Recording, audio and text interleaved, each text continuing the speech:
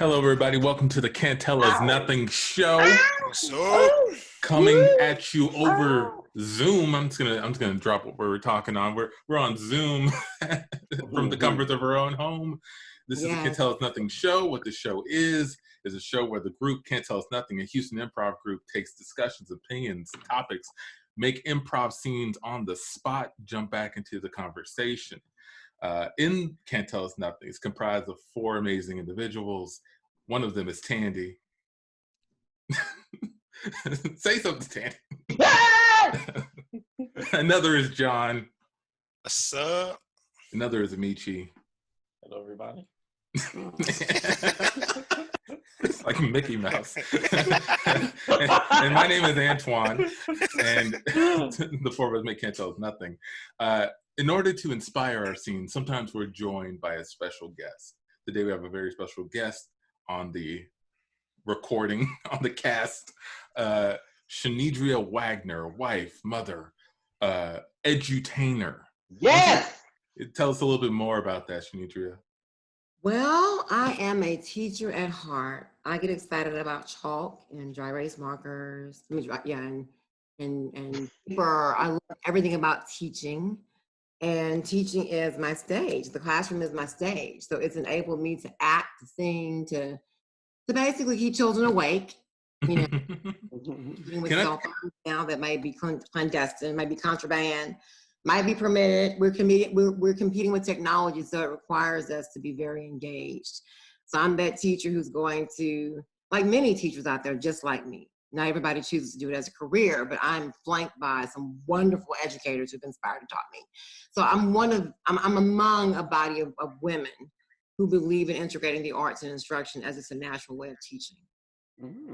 Can I say that in an odd way, I like chalk dust erasers when they have that dust in it and you hit it and you get the cloud. Like, it looks like work has been done. Yes. So there's something satisfying about that to me. That there is. That means a lot of work has been completed. Or mistakes have been made, but work has been done. Right, they've been corrected. Yes, some magic has happened when that chalk hits the board. I mean, she was writing. I don't mind writing right there. I've always had really bad handwriting on anything but paper. Like, I can't write on a board, even with a marker now. Like, I'm horrible. And I'm always like, if I ever do like a presentation at work, it's so bad when I always have to have someone to take notes for me because I can't even read my own handwriting on the board. So tell me your name.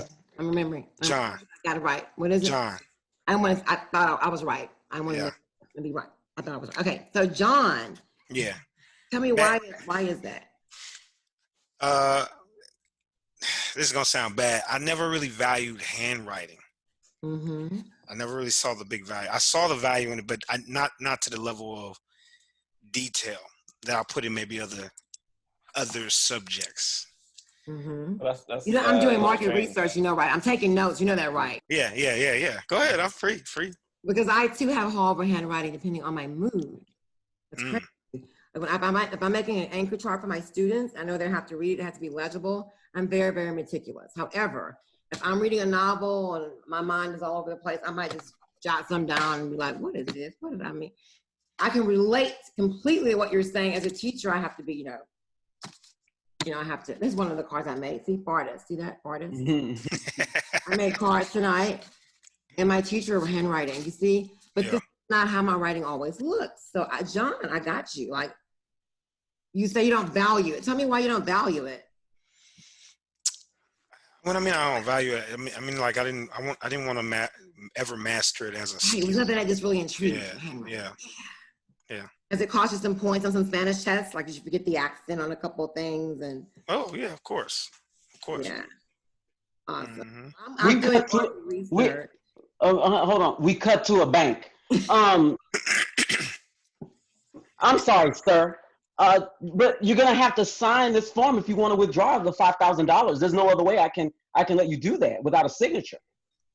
Look, Gerald, my wife didn't come with me today, so yeah. I if I write it down on this check, you're gonna make me have to rewrite it constantly. So all I'm saying is you write it, and we just keep going this transaction. We just keep moving, you know? Mr. Franklin, I can't. I will get fired if I write your name on this withdrawal form. You're not going to get fired. No, you're not, because I'm giving you permission. Where's your manager? I'll tell him. You, Gerald, you have permission to sign my name on this check. I just need the money, man. It's totally unethical. Hold on, I'll call. It is not unethical. Mr. Banks, Mr. Banks, Mr. Banks. Hold on, I'll get the. Yes, his name is Mr. Banks. Mr. Banks is the bank manager. Hold on. Yes. Mr. Banks. Oh, hi, Mr. Banks. Yeah, listen, Mr. Franklin here. You know, he normally comes with his wife. He's hello, Mr. Franklin. Hi, Mr. Banks. I had no idea your last name was Mr. Banks. I think that's a lot, but I need your help. I'm trying to cash this $1,400 check. Oh, okay. And Gerald here, he normally, you know, we have a routine. You know, my wife comes in, she signs my bank check. I mean, she signs my check because I have real bad handwriting. But she can't come. She wasn't able to come today. I gave Gerald my blessing to stand in as my wife and sign this here check. All right. Now I'm not a lawyer. Gerald can't do that. Yeah, it's completely unethical. I told him, Mr. Banks. You're gonna get us all fired. How are you gonna get fired if I'm telling you you can sign the check? If I approve of one of my employees signing a withdrawal form for a customer, a tenant of this bank, I can get into a whole mess. And I love my job. Are things okay at home? How come you didn't bring your wife? Hey man, you're asking a lot of questions. Okay. No, everything is not okay in my house. My wife ain't here. Oh no! What's wrong? No. What's going? She kept going to the grocery store during the lockdown, and she's still quarantined right now. So I had to come in by myself. You quarantined your own wife. She's just, and you are just out and about and walking around. Oh my word! Well, I'm trying to cash my stimulus check, and I need to sign the back of the check so I can cash it, so that maybe I can buy some supplies for my wife. You know, maybe go get some Krispy Kremes. Maybe just drive down to Galveston. I haven't been out of the house in weeks. Well, you know what? I've got some money in my pocket, Mr. Banks. Maybe we can get something from the office kitty. You know, give him a couple of dollars, and maybe he can go and buy some things for the house. You think? I mean, you can come back later with. That doesn't sound like what he's trying to do. It sounds like he's trying to live a bachelor life that has been out of his grasp for years. You heard him. He wants to drive down to the beach by himself. Are you listening to this? He's gonna take that money and he's gonna go live a bachelor lifestyle while his wife is in quarantine. We cannot support this. Look, man. We're a family bank, Mr. Franklin. We're a family bank. We're not a family bank. You guys have my money, okay? I just need y'all to sign this check, okay? Look. Mr. Banks, what if he and his wife break up? Where would that leave me? I'm not going to break up with my wife. You're upsetting Gerald. I'm not going to break up.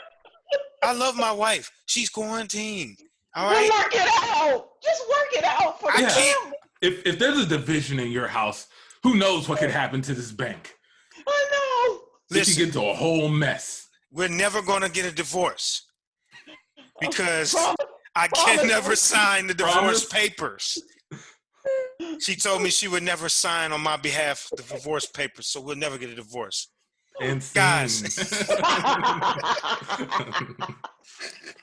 a good way to hook one. A guy who can't sign his own papers. I know, right? That's the best. But then he might be so bold as I knew this lady whose husband, she said her husband wanted to leave her, and he came to her and he says, I want to leave, but I don't know how to set up my own bank account. Can you do that for me? You know, like he was asking her help to help. Wait, he couldn't set up his own bank account? He could. Yeah, he couldn't set. There was something he needed. I in the spur of the moment, I forgot what it was, but he asked her help to help him leave her. It was something just asinine that he asked for.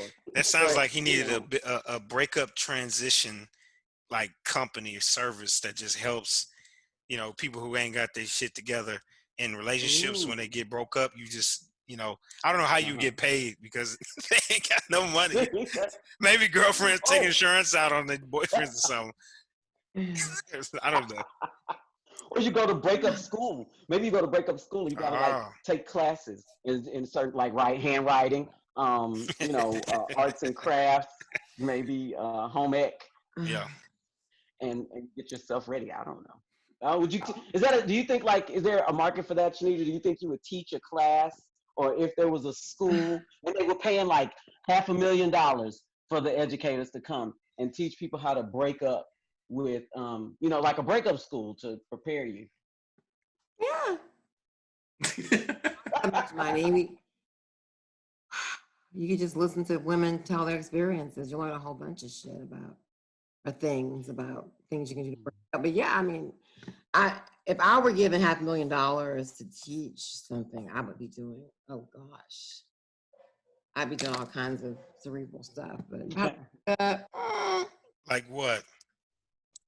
Gosh, like literacy and speaking, and yeah, things that give people hell, the things that keep people from getting that GED or, you know, getting into college or even just helping their children with their homework. You know, I would pour so much into just educating the public and not worry about any money or any haggling with principals over contract fees, just doing it and just giving it to the public, letting them learn. You know, just it would be a spill of intellectual property. And I'm thinking of doing some of that now, just teaching people where they need it.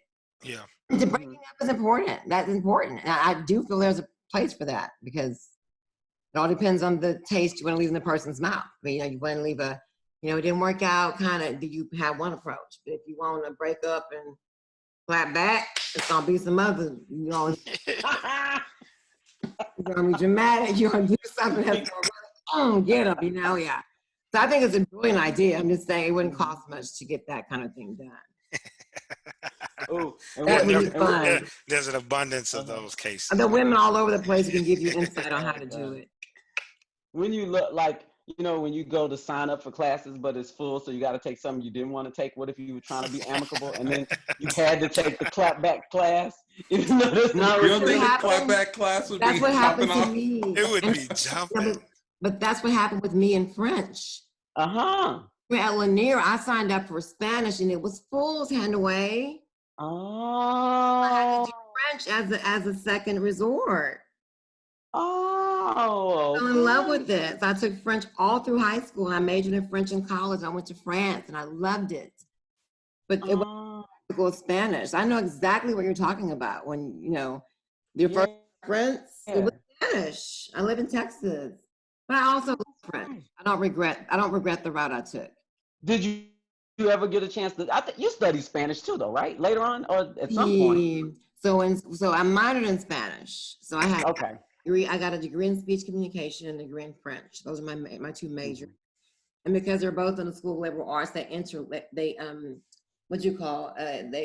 overlapped a lot of the classes, a lot of the requirements. So within 5 years, and even dropping a semester due to a rough semester, God's been good to me. But I had to drop out one semester because of the issues I had. He got me through. I'm very proud of that period of my life when I sought help. So that delayed my graduation, but I was able to get 2 degrees in one night. You know, and you went to A&M, right? Yes, ma'am. So I minored in Spanish. So I took some classes in Spanish at A&M, but I was starting to mix my languages. Like I would be writing on a French test using Spanish, you know, preposition. It was becoming annoying to me. So I took the little requirement. Once I took it, I didn't immerse myself in Spanish. I was in love with French. And so and then I had to do Spanish because they let go of the Spanish teacher and they said, oh, we know we hired you as a French teacher, but how you gonna do Spanish too? So I started taking the book home every night, refreshing my memory, and then between that and parents and kids helping me, I was fluent in no time. Oh wow. Okay. That's what I love. Language is what I love. Thank you for letting me talk about that. That's awesome. Yeah. No, do you have any other languages that you would like to learn? Absolutely. So I know a little Vietnamese. I know enough to go into any nail shop, and I'm not being stereotypical because I've had Vietnamese clients. I've had Vietnamese doctors. I've taught Vietnamese children. My private session today was a little girl who's in Vietnam, and Spanish is her third language. You know, she speaks Vietnamese, and I speak to her in Vietnamese, and you know, that's fun. But it's nothing that you couldn't drop me in Vietnam and I'd be okay. I mean, you can drop me anywhere in Latin America, anywhere in any French-speaking province, I'll be fine. But with Vietnamese, it's not that good. I know a little Arabic. You know, my family speaks Arabic. My daddy's side speaks Arabic. All of my siblings on my daddy's side speak Arabic. He has 9 siblings, and 6 of them are fluent in Arabic. Okay. And one Why? Not fluent in Arabic. So I know some word. I have tapes of me in Dubai with my siblings. We're on the bed talking, and they're teaching me things. Some things I nail, and some things I don't nail. Like, where's your father from? He's from New Orleans. Well, he's from Louisiana. Okay. His dad was from New Orleans, but my dad was born in Minden, Louisiana, which is northern Louisiana. Oh, okay. And why all the Arabic? He converted to Islam. Oh. There it is. And he's a Sunni Muslim, so he moved to Dubai in 1981 when he was battling a crack addiction. He's very open. When I met him at 19 years of age, and he was battling crack when I met him. Okay. I helped him do that, and he kicked it. He kicked the habit. I'm so wow. Happy. Girl, that's amazing. But his moving over there was because of that. He wrote about it. Like, I'm not saying anything he would object to. So since we're digging into this, I'd like to ask. Yes. You said you met your father at age of 19. Mm-hmm. Can I ask what kind of brought that on? What made you decide to meet him at 19? Well. So he decided to meet me. Oh, okay. He came looking for me. Mm-hmm. I knew his name. I knew his profession. I learned his name when I was in 2nd grade. I knew his name from my mom. I knew his name. We did for a living. In high school, one of my best friends revealed that my dad knew her dad. I did not know at the time that her dad was my dad's professor. Her dad was my dad's professor at Baylor College of Medicine. Her daddy was my dad's professor. But I didn't realize that until I actually met my dad and really talked about everything. But I just knew she knew my dad. I knew where his mom lived. I had the phone number. I had the address. I called and I would just listen. I wouldn't say anything for a few years. I said, you know what? He hasn't reached out to me, so I'm not, why bother? And then a year after I had done that, he sought me out. Oh. Mm-hmm. So I met my dad. But I had a stepdaddy and a family that totally embraced me. So I wasn't one of the kids, like, I wasn't bitter during my upbringing. I wasn't mad. I was curious a little bit, you know, but I wasn't like missing out on anything. God sent me so many angels, I couldn't possibly be angry about his absence. And so that's why when I met him, I was just so cool with it. Like, okay, well, he cries enough for both of us. He feels regret about that. He has no problem saying that he wishes he could undo those things. So we just picked up. Nice. Yeah, we picked up. Thank you for sharing that. Yeah, I mean, so many women are hurting about their daddies. You know, even when you meet your daddy, it's not perfect. But I love my dad. I'm proud of my dad. We have our issues, of course we do. Of course we do. Nothing takes away from my pride in him, who he is, because at least he came around and admitted, you know what, I messed up. I'm sorry. It's important to be able to do that, right? To your life. Sure. And that is it. I attended school with my first cousin, not knowing she was my cousin. Can you imagine that? And this is not uncommon, though. Yeah. A lot of women, I talk to so many women who have those same experiences, you know, and some still meet him. Yeah. What brings you in We're supposed to be contact? Laughing right now, huh? What brings you in contact with all these women? Oh gosh, well, sorority life. Let me say first of all, even before sorority life, I'm a woman of God. I'm a Christian. I love my faith. I don't necessarily like organized religion at all times, but I do believe in a multitude of things, and people are good who don't believe or embrace what I embrace. I've just been blessed by a sisterhood of women from all over the planet who have invested in me. And, you know, so that's been a wonderful experience, that contact with them, you know, and I see women who are white, who live in $1 million homes, have these same issues I have, you know, or they live in a trailer park, and that's still my homegirl. And I don't like the trailer trash. I don't like that word, that expression. you can be in a trailer. Trailer sleep is good sleep. The air conditioning unit is Hey. Trailer sleep is good Good sleep. sleep is good sleep. Baby, let me tell you, baby, it's comfortable. Don't play with me. I have a real issue with that whole trailer, whatever. Makes you trash. You could be mansion trash, right?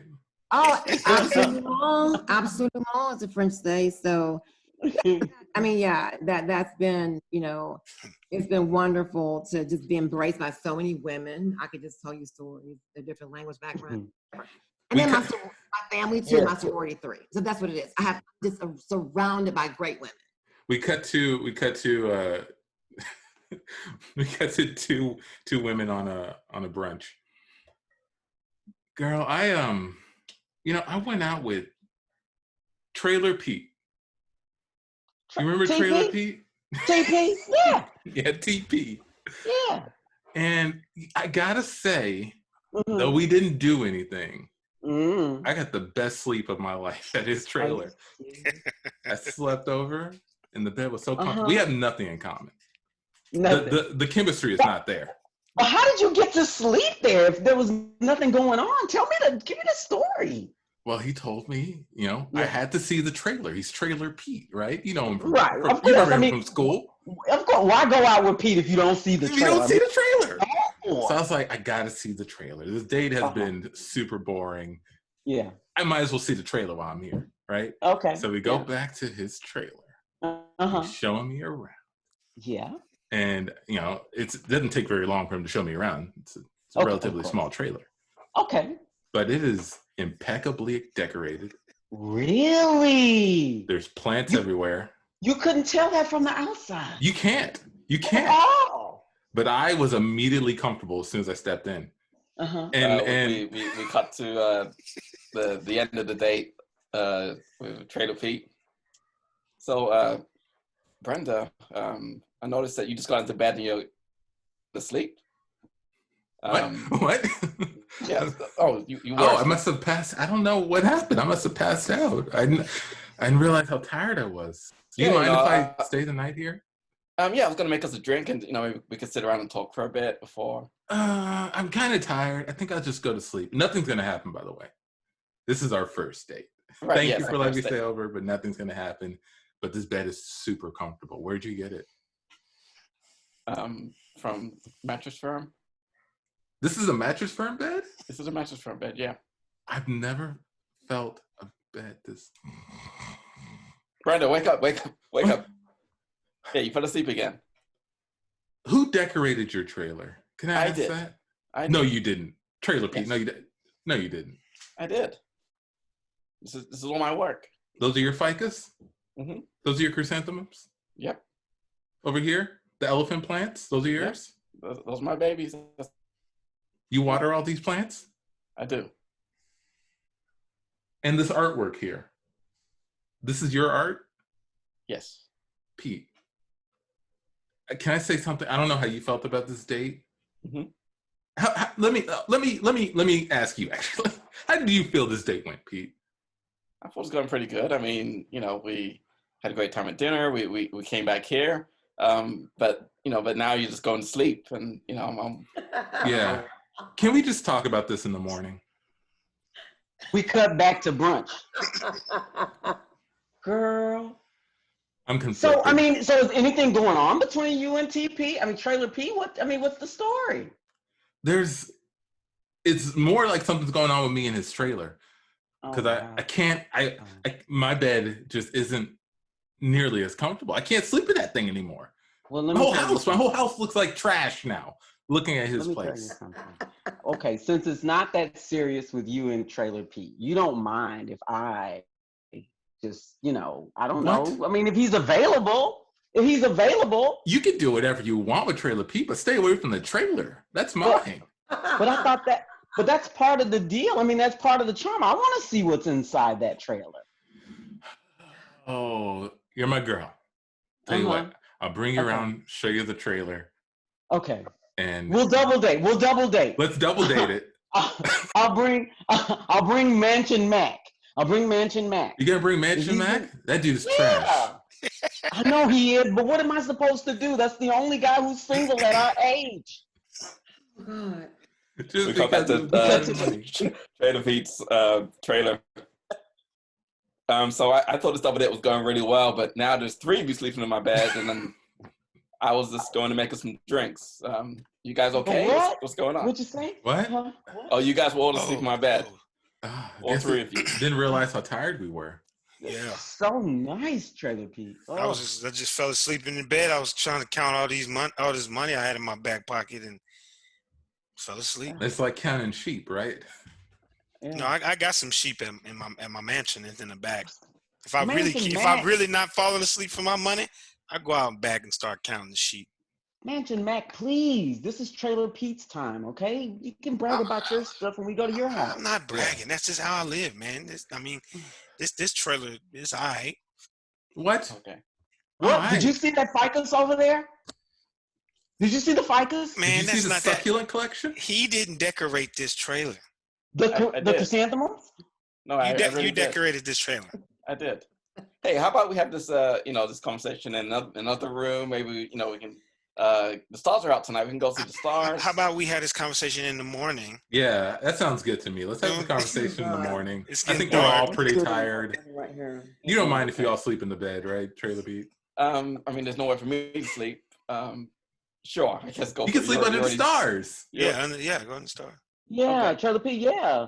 Here, take this blanket. Oh, this is nice. Did you knit this yourself? And I did. scene. Of course, he knitted his own blanket. Trailer Pete. Let's see the audience. I see 400 people who would have been in the audience tonight. Social distance precludes their presence, so I'm them. Woo!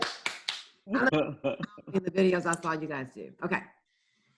Speaking of experience you've had, you have a couple of books out, right? Mm-hmm. I was looking at one of them on Amazon, Super B. Yeah. Right? Can you tell us a little bit about what Super B is? Super B is a sequel to Adventures of a Capital B, which is a book that I wrote about my alter ego, Nikki. And Nikki was actually my nickname growing up. My name was supposed to be Nicole, but someone stole the name. Someone had her baby first, stole the name. And therefore I became Shanedria, a combination of Shannon and Deidre. So Nikki was the name I was supposed to have. That's of course my nickname. So Nikki in Super B. Nikki has had a talk with herself about the changes that she needs to make with her life. And she's trying to do better than she did in the first book. Yeah. And so she finds love in that book. And she still struggles with things. She struggles with her desire to do those worldly things and then doing what she knows God has for her. But she's very candid about this journey. So her language isn't always the kind of language that the prim and proper and prudish would appreciate. Makes any sense. What inspired you to write this? Depression. Depression is why I started writing the first book. I had a choice. I was going through something really crazy. And I said, you know what, you have a choice. You can pick up a bottle and drink yourself into oblivion, as Sue Ellen told, what's his name, on Dallas Girl, JR.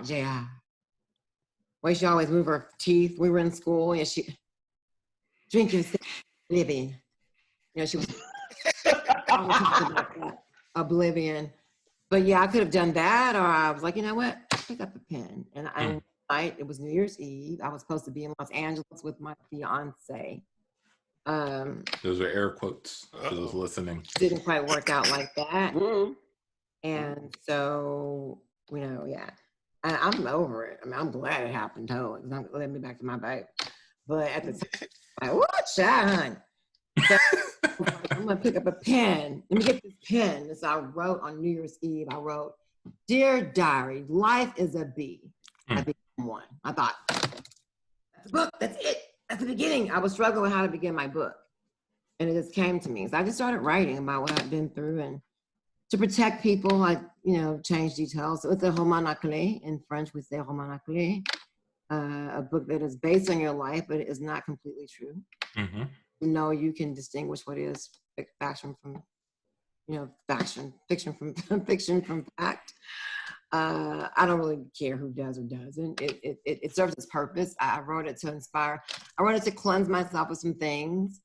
And then I wrote it to laugh because I found my sense of humor during that time. I wanted to laugh about the things that used to make me cry. And I did so with much fun. So that's what those books are about. I got so much positive feedback from the first book. I purposely elected not to get an agent, not to go the traditional route. I studied publishing. I'd gone to several BEA conferences where, all the major publishing companies go. I've met some of the greatest authors in the world, at those events, and so I just, from hearing their experiences and their stories, like, I don't want to do that. That's the same reason I pursue singing. I'm like, oh, this is what happens. You get what percentage if you're a singer? And you have to write to make your money. Okay. And then teaching was like, come to us. So that's, so I've come full circle at 50. I'm still doing what I meant, but on the level God has intended for me. There's a reason I didn't go out there and do those things. I probably would have been tried on drugs or something. Who knows what could happen to me? I'm saying you just never know. So I just thank God for what he's brought me through. But I'm able to use my talents and put it all together. It's fun. I love it. I love teaching. I love to teach you guys. Yeah. I got you. We cut to a classroom, detention hall. You say what? Classroom detention hall. Listen here, kids. Yeah. I wanna share y'all something about me. I know y'all come here to this detention all the time. Y'all wonder why Mr. Jackson, they always send y'all to me. Well, listen, I wasn't always a teacher. Oh, really? What were you before that? Before teacher? I was an assassin. I don't believe that. Nah. Let an assassin teach kids. Them shoes? These shoes? Come on, man. What the shoes got to do with being an assassin? You can't see a couple people in those shoes. Shoes, man. You wouldn't know it. No. I didn't say I was a spy. Spies look real nice and wear nice clothes. I was an assassin. You're not supposed to even know I exist. All right? So I'm supposed to look like this. That's why my shoes are talking like this. You ever kill anyone? Almost. See? Almost. I'm going to go ask for another detention teacher because I need somebody that's successful in the stuff they do. You ain't even kidding. Whoa. Y'all ain't going to ask. Look. Being an assassin is not that easy, guys.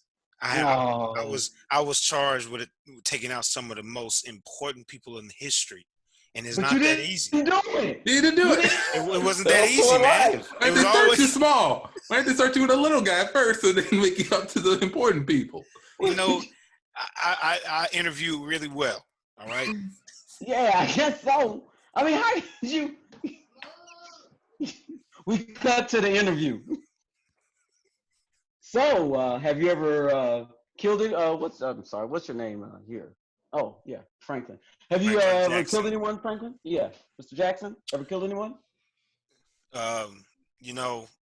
There's a lot of different things I've killed in my life.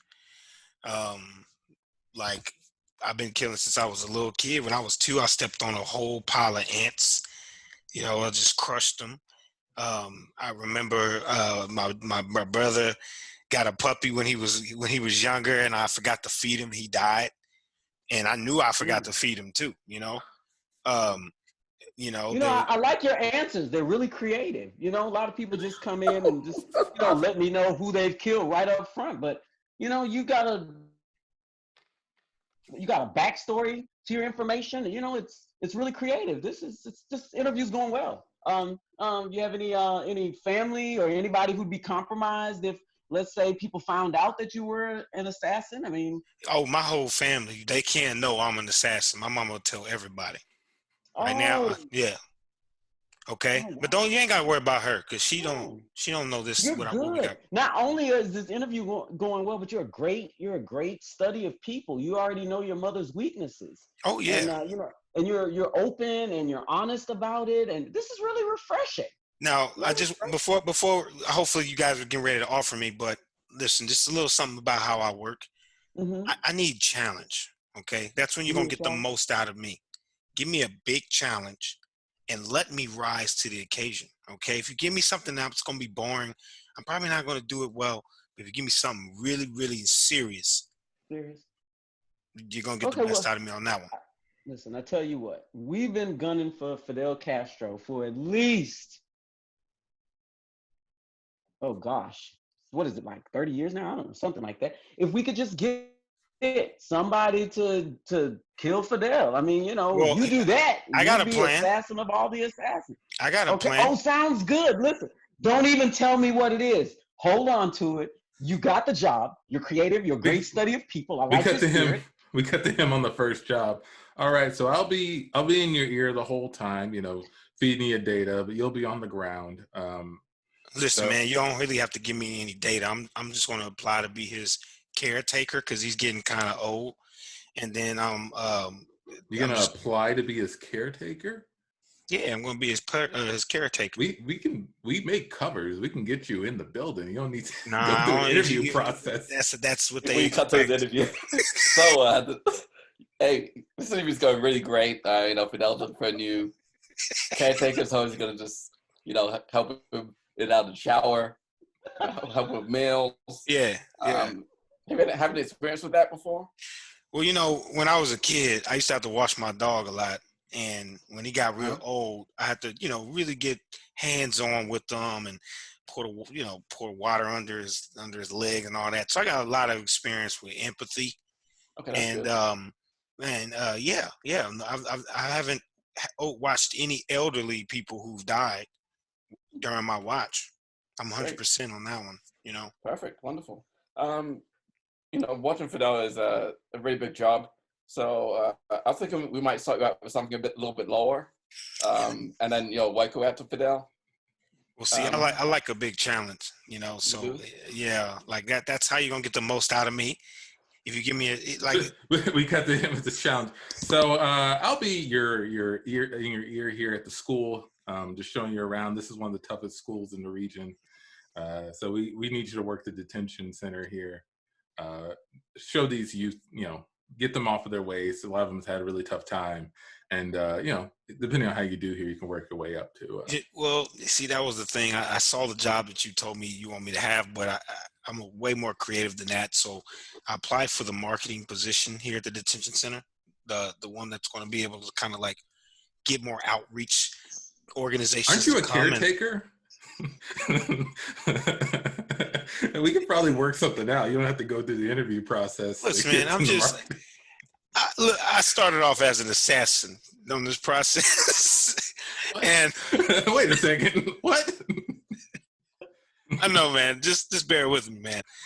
Just let me do the marketing job. That is my calling. I just do challenges. We come back to the students. Wait a second. You ain't killed Fidel. Yeah, I told you I didn't kill anybody. I almost did. I got sidetracked. Is that why you have us handing out these leaflets? This part of some marketing scheme you got? And scene.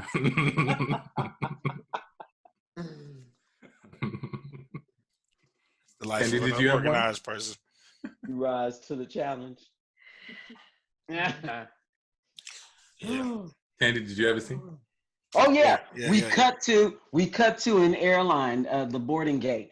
Okay, everyone, line up with your boarding passes. We're gonna be loading the plane for Los Angeles in a few minutes. We want all the people who have any medical problems to go ahead and get in the front of the line. And if you check your baggage, are you guys seeing the air quotes? What's yeah, I'm seeing the air quotes. What do you think that means? Excuse me. What's up with the air quotes? Oh, these air quotes. I just use them to emphasize important things in my pre-boarding speech. I don't think that's how that works. Well, I mean, I know you don't think that's how it works, but it's pretty much what's going on. I mean, are you concerned about anything? A little bit, yeah, because it makes it look like we're not going to Miami. Well, no, we're going to Los Angeles. Los Angeles. I'm already confused. You're pretty astute, though. You're right. Let me see your ticket. Let me look here. Okay, it does say Thank you. Los. It does say it. It has quotes on the ticket. I got to tell you, the pilot doesn't really like Los Angeles. So we put it on the ticket because it helps us sell lots of tickets, but we're actually going to Des Moines. That's what.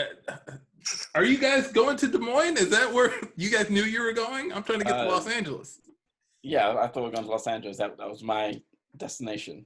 Oh my God. Did you buy a ticket from online for this trip? What does that even mean? Are you emphasizing it, or is that not online? The internet. Well, I mean, you know, a lot of people go online to buy a ticket to where they think they're going, but you really have to read the fine print.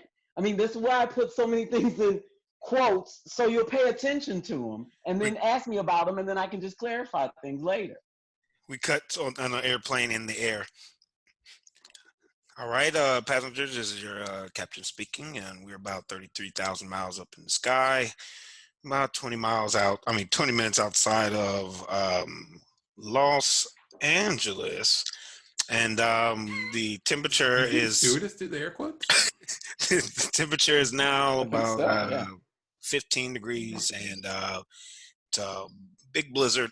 Blizzard. Whole town's covered in snow. Welcome to California. I'm gonna hit the button. Again. I'm gonna hit the Push button. the button. Yeah, push the button. Oh, hi. Sorry, gentlemen. Keep your seats. Yes. How can I help you? We're going to LA, right? Like desert, heat, beaches, stars. Why did he talk about no snow? Yeah. A blizzard, and why did you go snow? Wow, you guys saw that again, huh? Well, yeah, I know that you thought you were going to Los Angeles, but I thought I made it pretty clear that we are going to Iowa. But you were the same person from the gate. Yeah. Yes. What? The same one. I'm sorry, I just changed my jacket. What's going on here? It's a mom and pop airline, okay? We only want to fly to Des Moines. People want to go different places. We got to like make them happy and make them think they're going there. But really, it's the only place we want to go, and he's actually allowed to fly. His license was revoked in all the other 49 states, or 48, because he can leave from Houston and he can just fly to Des Moines and back and forth. His license is only valid in 2 states? Excuse me, this is your captain speaking.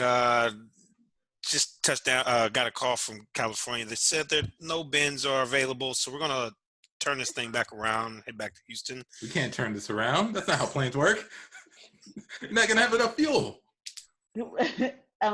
You know, that's okay. He's done this before. It does get a little rocky about 30 miles outside of Houston, but some kind of way, it's amazing. We make it. So, you know, just buckle in. Have you watched any of our in-flight movies? We have so many. What do you got? We've got Spider-Man, and we got we cut to them watching Spider-Man. It's a pilot and the airline. What's it called? Flight attendant. Yeah, it's a pilot and a flight attendant doing Spider-Man. Okay, there's no costumes or anything. It's just them. It looks like they made this on their phone. I guess he's wearing red. Yeah.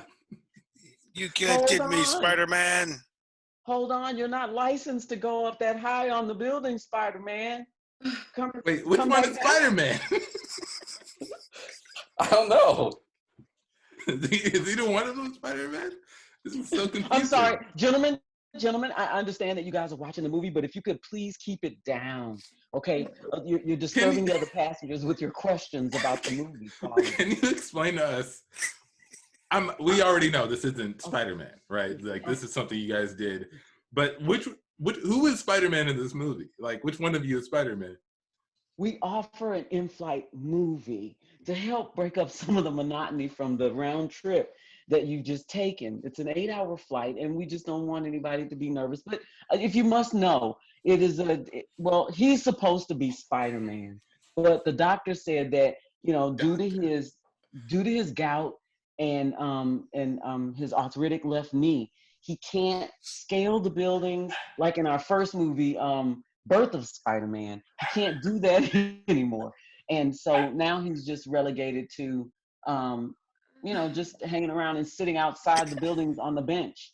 Excuse me, this is your captain speaking. We are about to land in Houston. We are going to let you guys off as long as you give us positive reviews on our Spider-Man video. And welcome back to Houston. Wait, you can't do that. That's like holding us hostage for reviews. Wait, so was this just a trick to get us to review your Spider-Man video positively? This whole thing? Some sort of way to get us to review your Spider-Man video? You caught us. I mean, but why else do you think you get a round trip flight to LA for $79? And scene. Don't trust the deals. Don't trust the deals. That is so grimy. I can see that happening too. In-flight movie. Can't legally call them a movie. Got it. Right. Don't trust the deal. Don't trust the deal. Don't trust the deals. Don't trust the deals. Don't trust the deal, girl. Bob West, yeah, ma'am. Oh my God. Oh yeah, that was fun. Oh, crazy. This is fun. This is great. Oh yeah.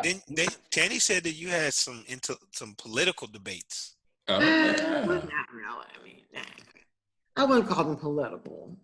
Okay. What would you call them? It was political.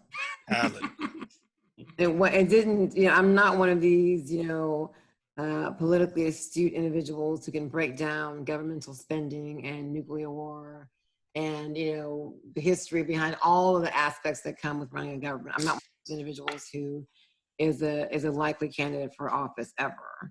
I'm just one of these people who has had some stuff happen. It's pulled me into some political situations that's forced me to show my card. Forced me to show who I am. You follow what I'm saying? I like that platform. This person had some stuff happen. Vote for me. I've been targeted. I've been targeted by some people. Like they've intentionally sought me out for whatever reason. But yeah, essentially, I've talked about so many political. There are a few things that I've talked about. I'm not sure about the one you're referring to. Is there anything that you recall? Did you read anything? In particular, because I've had a few political issues. Any Pearland, centric elections and endorsements. Oh yeah. Tell us about it. What's she talking about? Well, okay, I'll just tell you. How can I say this? I had the rare opportunity to meet some people in Pearland politics at a social gathering, but my connection to somebody who was very connected to them gave me exposure and access to a lot of people to kind of get a feel of what the heart of Pearland is. And during that experience, I met some individuals who just weren't doing right by people. So you call them out when they, you know what? You taking a strong stance against a lot of people who have not done the right thing. Well, I haven't done the right thing in a lot of instances. I just think I'm not running for political office. Like when you say a politician, that means I really care about people. I'm the person. I'm the go person. I'm run from person. The one you're running from is I've treated you so horribly, I didn't pay you or bullied you. You to me for that backbone, for that assistance, for that legislative assurance that my needs will be adequately served in DC or in Austin or wherever you were serving. And so I've been thrust into situations where I've been exposed to some people who were doing wrong, and something in me just wouldn't let me be still. So the most recent situation involved a young man who was in college, African-American male who lives in Port Arthur, who had done some work for a women's campaign and did not freaking get paid for it. And I went through that. I experienced that when I was 47 years old. I'd never experienced it in 20 years of self-employment. I'd never experienced the feeling of working for someone and not getting paid. It happened to me.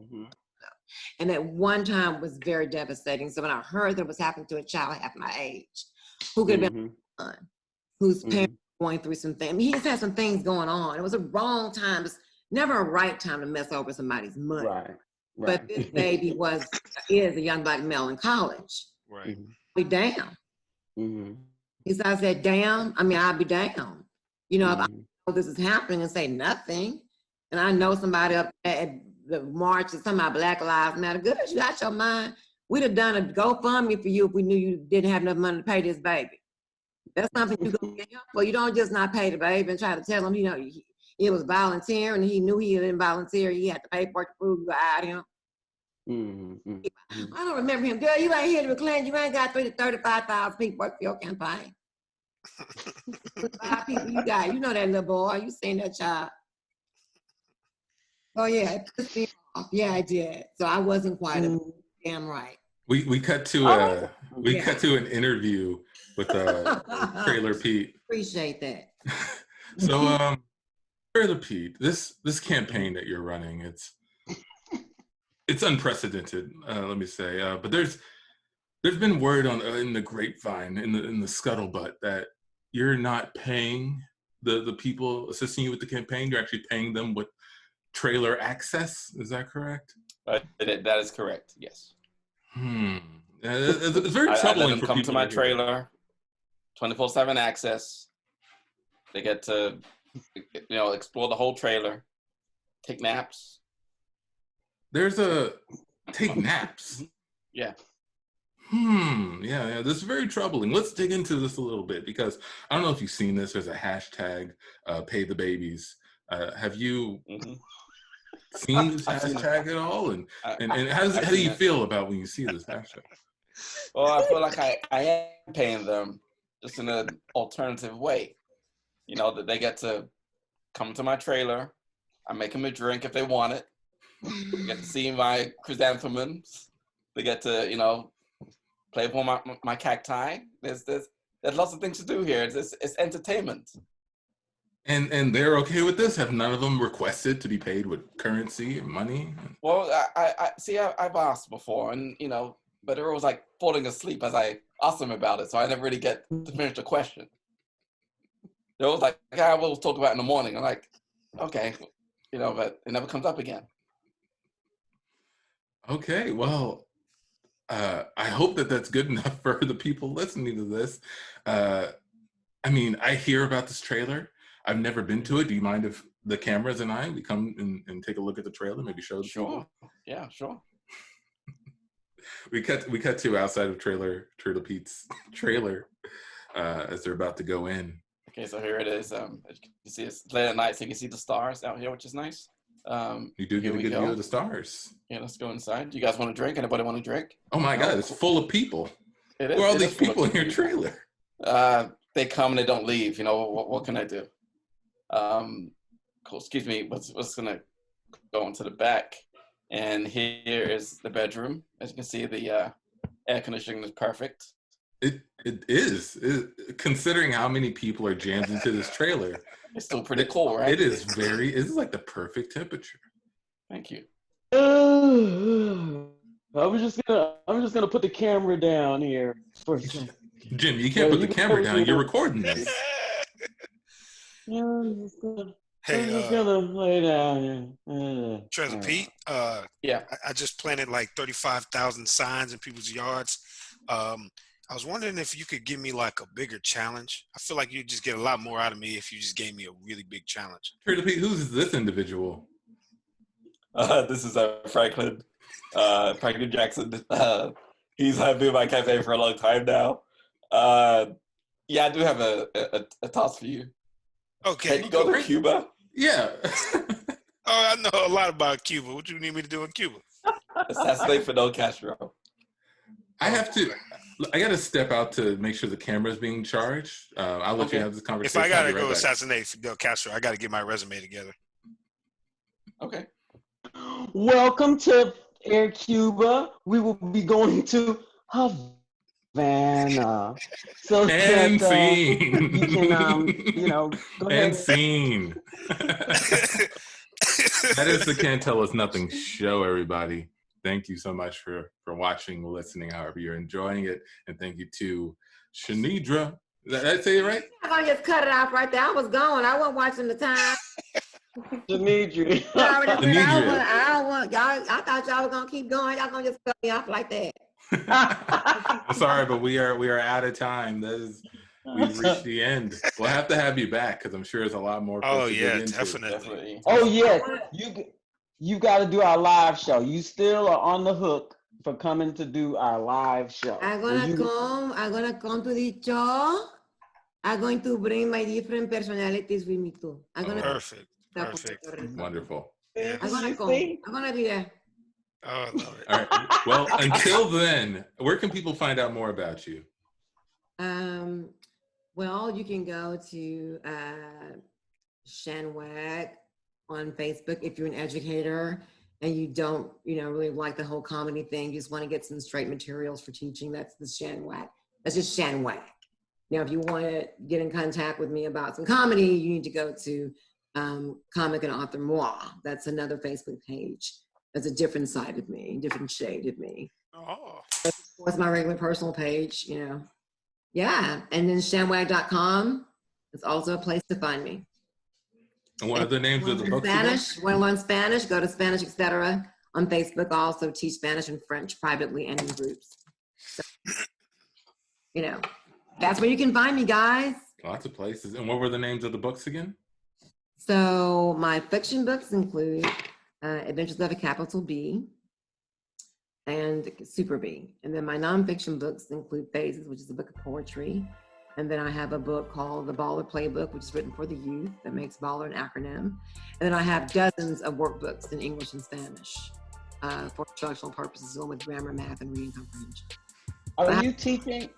Are you teaching a Spanish class right now? Is that something that people Yes, I am. I teach several.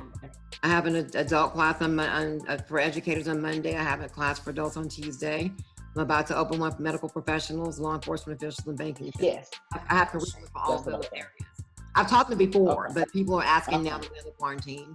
I'm just teaching. I'm just doing what I do best to keep my mind, keep my focus, and be.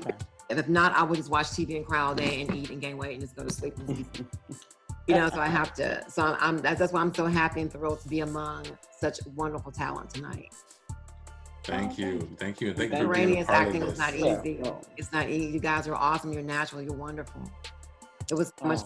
Yeah. Thank you. Yeah. Check her stuff out. And if you want to check out some of our stuff, like the barista skit that she mentioned earlier, you can find us on all the social media platforms, CTUNImprov, all those places. That's CTUNImprov on Facebook, on Twitter, on Instagram, on YouTube. We even have a website, CTUNImprov.com.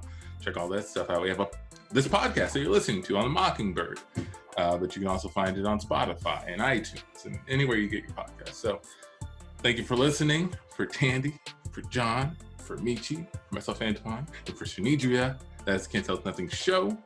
We are out. Bonne nuit.